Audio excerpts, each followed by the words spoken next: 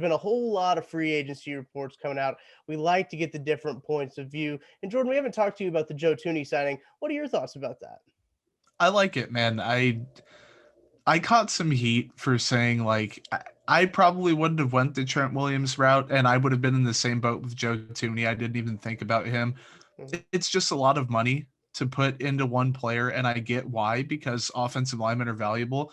I would have rather the Chiefs put that money into a tackle, but Joe Tooney is an elite guard, a top three probably left guard in the NFL, or just general guard. So it's a worthwhile investment, I think, if you're really all the way in on protecting Patrick Mahomes. And with that year one cap hit being like 4.5 million or whatever it was, they can still afford to make some more moves. And I think we should note when we're recording this podcast, it's 4:10 on Tuesday afternoon. So things are going to be happening as we're recording this podcast. I'll just make sure to update them. And you guys will already know by the time the podcast comes out, but you'll get our live reactions on things. Maybe that'll be a little fun for you guys to see how our live reactions kind of go. We had a live reaction yesterday with Connor Christopherson. I don't even remember who it was. It was that Titans receiver, Corey Davis, going to the Jets Mm. is who it was. We had a live react to. But if you want to hear a lot more about our breakdown into Joe Tooney, Connor was with me yesterday. Talked a lot about the contract because man, Connor's good with those contract numbers. I don't know. He's all self-taught in that too. I don't know how he does it. I couldn't do it. It's too much math. Yeah, it's way too much math. And like, I can kind of work my way around a salary Yeah. cap table and like look up basic information. But if I have to crunch some numbers, I can't even fathom doing that. And he's been crunching all kinds of numbers with his Patrick Mahomes story. It was very unique work, and I don't think anyone else has had a story like that. You can only find that at arrowheadreport.com. He's also crunching numbers too when it comes to free agency. Like, okay, Tyrann Mathieu resigns. What happens next? How many free agents can the Chiefs land? And he's been Mhm. out there on his Twitter doing that as well. I think he was thinking about Trent Williams, and I can't even remember the Rodney Hudson, the Raiders center who was released, hopefully coming back to Kansas City. That'd be a nasty left side of the offensive line, right? If you you go Hudson, Tooney, Williams, golly, I don't think Patrick Mahomes would ever get sacked. I don't think so either. And I mean, you'd be paying the price long term, but I think it'd be worth it because Mahomes would be healthy. He'd be upright. I think that also you could afford to not invest heavily at wide receiver because those guys would have more time to get open. Mahomes would have more time and opportunities to get to him. So there's definitely different factors that go into it. But man, that's an enticing proposition no matter what. Like that is shades of the early 2000s Chiefs offensive line. It really is. And we've had some more news on the Chiefs free agency front since we last talked on yesterday.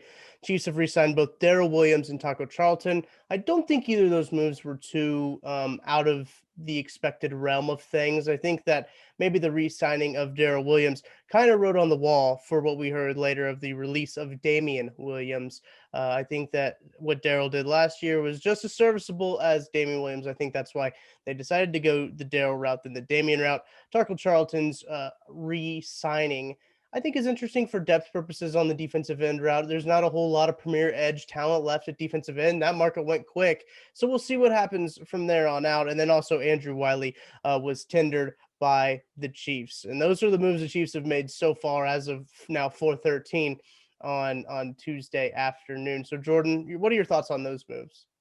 Man, the one that sticks out to me the most, because I kind of figured that I guess two of them stuck out to me. The Williams one really didn't. I expected the Mm. Chiefs to get rid of him, especially after re-signing Daryl. I thought Damian was going to be gone either way. So that one was kind of just a formality. I think the Wiley tender was interesting. I didn't know they really valued him that much. Granted, he was much better in 2019 than he was in 2020. So if you can get him close to that form again, then you have a potentially valuable player. And then Taco Charlton, man, I thought it was kind of a pipe dream that he was going to end up coming back. And he's a guy where on third downs, obvious passing downs, you can have Taco Charlton, Tershawn Horton, Chris Jones, and Frank Clark. And that's a pretty Yeah. formidable front four rushing the passer. So even if they draft a rookie who can kind of set the edge and rush on first and second downs, Taco's going to be pretty interesting for that. I think so too. And as of the time of recording this podcast, still no landing spot for Trent Williams. Whenever he does land, I think that we'll have to convene for an emergency podcast, no matter what time of day it is. So be on the lookout for that. I think that he's kind of the big name. Kansas City still remains at the top, but I can't help but think that the Chiefs might be being used. That's kind of hard to say right in succession right there.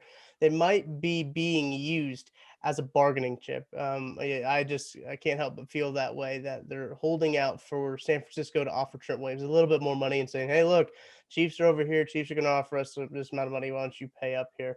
Would be nice to come to the Kansas City, as we mentioned. That left side of the offensive line would be absolutely magnificent. I think that that's kind of the dream at this point, right? Is for to have Tooney Williams and maybe even Lane Hudson. That's the dream right now. Yeah, man. And I think that really the further that situation drags out, the more likely it is that the Chiefs end up coming out of it. I think, Mhm. at least, where with San Francisco, they're kind of playing with house money, like literally and figuratively. That's a team where Williams knows what he wants. They know what Williams wants. He can easily go somewhere else and get equal pay, probably. So who knows if it is his preference to stay there or whatever. But I think the longer it kind of drags out, the Chiefs still obviously have the cap space to do it if they want.